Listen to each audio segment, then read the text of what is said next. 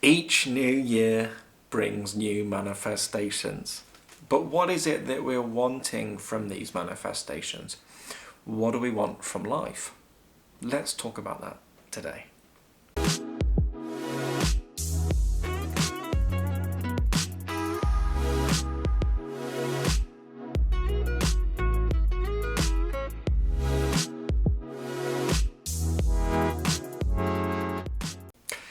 In this society that we've grown up in, we're taught to believe that success will make us happy, or we'll be happy if we're rich. And whilst of course I'm not knocking money or anything like that, because of course they're very important, they are foundations of this society and therefore we need them. It's why I've never understood really why people sometimes say, well, if you're spiritual you shouldn't charge for your work.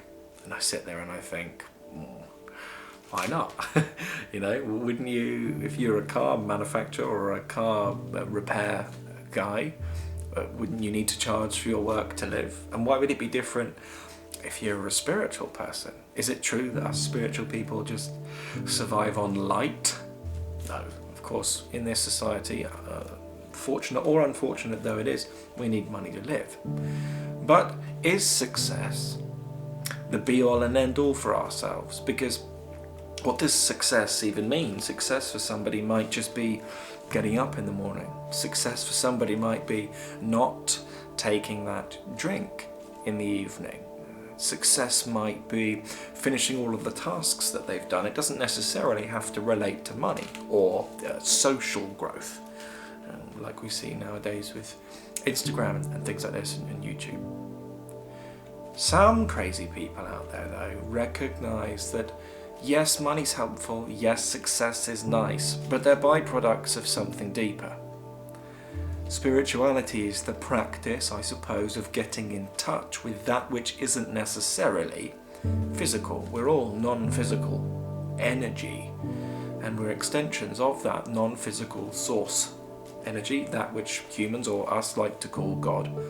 We are all that, we're life, and life is in a constant flux of change. And so, can we guarantee success in the long run? Well, the answer's potentially no, because things continually change. And remember, if we identify with the thing that we do as who we are, well, that thing that we do can change. Things, as we've seen in the coronavirus, things that people have done for years as their work now can't. And therefore, if they've got their identity in the work that they do, they might have a bit of an identity crisis, isn't it? And that's great for the spiritual journey for themselves, because then they get to look deeper and see the identity-less truth of who we are. But perhaps some of us want to simplify our lives. Perhaps our main goal, for some of us at least, is peace. And we know that we have to kind of earn our well-being on this journey by doing our sadhana. We know that if we do the yoga, we feel great. Or if we have a little meditation session, not always the easiest thing to do, especially if you're new on the journey. That's why we do yoga, because yoga will create a state of being of meditation. Whereas meditation for some beginners can be a bit thinking-based, thought-based, because the nervous system hasn't matured enough into a feeling-based nervous system, and therefore they're not so sensitive, and so meditation can be difficult. But back to the basis of peace. We all want peace, whether we know it or not. We're all attempting to bring peace into our life. Why would we want money and hordes of money? Well, it's because of the peace, the opportunity, the potential that would give ourselves, isn't it? But it's the feeling that we want, not the thing itself. The pieces of paper, of money, don't bring peace, isn't it? And therefore we have a look at the inside. It's an inside-out approach. Because if we can gain that peace first, then the money will come, because it's representative of that which we are, peaceful. And of course, this is why I keep saying to myself, because what you appreciate appreciates. At the end of every practice, I thank life or myself or God or whatever for freedom. And I've been doing that for a few years, and it's led me to having a job that is very freeing. I work from my laptop.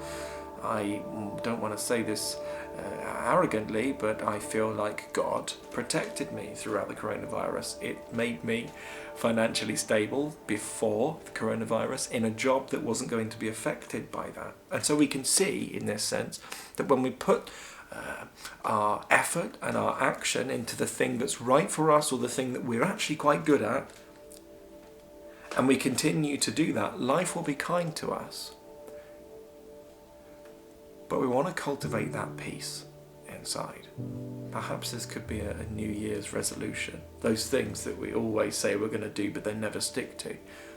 And the reason we never stick to them is because they come from a mental desire, isn't it?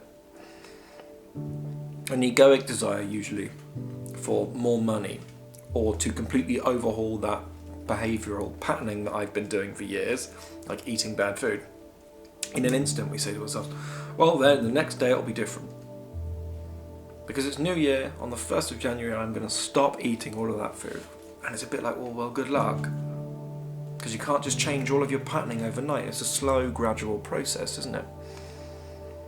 And that's why when we get on this path, we do our sadhana. Sadhana just means your daily spiritual practice to bring about the highest aliveness of energy and the highest amount of feeling intensity in the body, because it's that feeling that guides us to the things that we truly desire. So if you want, then down below there's a free yoga, there's a free breathing practice, there's a free community for people that are going through this experience, and you're more welcome to sign up for that as well. And there's some awakening coaching. Coaching itself isn't free, but you can apply down below to see if we're a good match. That application form is absolutely free. Can we, if we want peace? Well, what does peace mean? Well, it means that nice feeling of tranquility, the feeling of ease, the feeling of flow in life. Well, how might we get that? Of course, we like success, and we want success, and success, I believe, is a byproduct, at least that's my understanding and experience with it, of peace. So we want to do everything that we can to cultivate that peace feeling inside. Well, how might we do that? Well, we might simplify what we're already doing. Life is very simple. We make a right good go of it with our egos, don't we? And we tend to make things way more complicated than they need to be. But it seems to be, in my experience of life, the further I go on this journey, the only thing I need to do is get on the mat and do the yoga. Not for any other reason than to feel alive.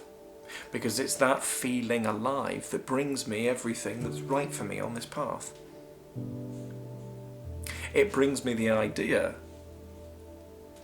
to simplify my life, which then in turn brings more peace. Some of my clients will probably laugh when I say this, because they've been through this journey with me, but I created over the holidays a calendar, a booking form for people to book onto calls, so that I had less admin work to do. Great idea, right? And it's simplifying my life. It didn't work out like that. The calendar actually really sucks, and I might have to do it again, which doesn't cause so much peace. But we're not wanting to negate the need for contrast.